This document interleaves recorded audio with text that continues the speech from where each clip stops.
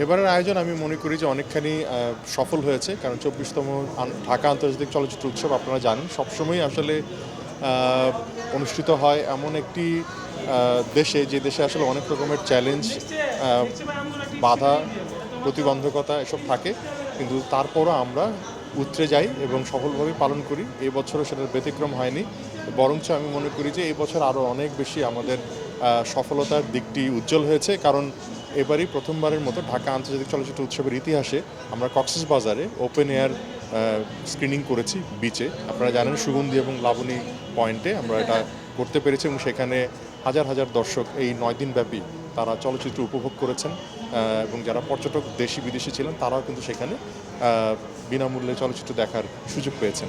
এবার একটু জানতে চাই, অন্যান্য দেশে যে ফিল্ম ফেস্টিভ্যালগুলো হয়ে থাকে সেই দেশের প্রথম সারির তারকাগুলোকে কিন্তু আমরা দেখি, কিন্তু আমাদের দেশের ফিল্ম ফেস্টিভ্যালের প্রথম সারির তারকাকে আমরা দেখছি না, সে সাথে অন্য কোনো তারকাকেও দেখছি না। এটার কারণ কি?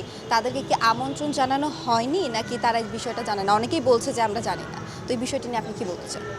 আমি আপনাকে এটা বলতে চাই যে আমাদের হাজারখানেক কার্ড বিতরণ শুধুমাত্র এফডিসি ভিত্তিক যে সমস্ত সংগঠনগুলো রয়েছে তাদেরকে দেয়া হয়, এবং যারা সিনিয়র তারকা রয়েছেন তাদের বাসায় পৌঁছানো হয়, এবং আমাদের এখানে কিন্তু তারকারা আসেন না তা নয়, হয়তোবা হাইলাইটেড হন না, কিন্তু তারা কিন্তু নিজেদের মতো করে এসে ছবি দেখে যান, কারণ আমরা জানি তারা এসেছেন এবং তারা নিয়মিতই আসেন। কিন্তু আপনি যদি বলেন যে বাইরের তারকা কেন নেই এইবার, সেটা আমাদের একটু ছোট মাত্রায় করতে হয়েছে, কারণ আমাদের আগামী বছর আমরা বড় মাত্রায় করব বলেই একটু প্রস্তুতি নিচ্ছি, কারণ আগামী বছর আমাদের আপনারা জানেন যে ২৫তম এডিশন যেটা ফেস্টিভ্যাল সেটা হবে, এবং ফেস্টিভ্যাল আয়োজনের হবে ৩৫ বছর, এবং রেইনবো ফিল্ম সোসাইটির হবে ৫০ বছর। কাজেই আগামীবারের জন্য একটু সঞ্চিত রাখছি, দেখা যাক আগামীবার হয়তো আরও বড় তারকা সমন্বয়ে আমরা করতে পারবো।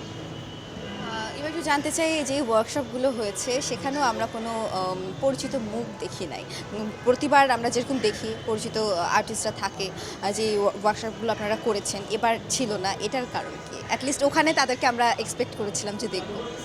না, আমাদের তো প্রতিবারই মাস্টার ক্লাস হয়, তো মাস্টার ক্লাসে এবারও আসলে পরিচিত মুখ বলতে কি, যে আমরা চেষ্টা করি যে আমাদের ফিল্ম ফ্রেটার্নিটিতে যারা কাজ করেন বা যারা শিক্ষার্থী রয়েছেন চলচ্চিত্র, তারা যেন উপকৃত হন। তো সেই বিচারে আমরা যাদেরকে আমন্ত্রণ জানিয়েছিলাম মাস্টার ক্লাসে, তাদের প্রত্যেকের যে ক্লাস থেকেই উপকৃত হয়েছেন যারা এসেছেন আগতরা।